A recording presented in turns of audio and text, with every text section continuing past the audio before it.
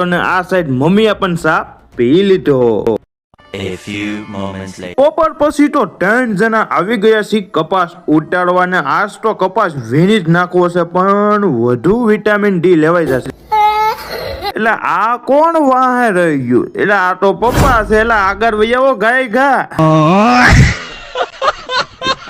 કયું નો કપા ઉતારું પણ કપા ભેગો જ નથી થતો. પછી પીધું પાણી અને પપ્પા બોલ્યો એ મારી તો રાખજે.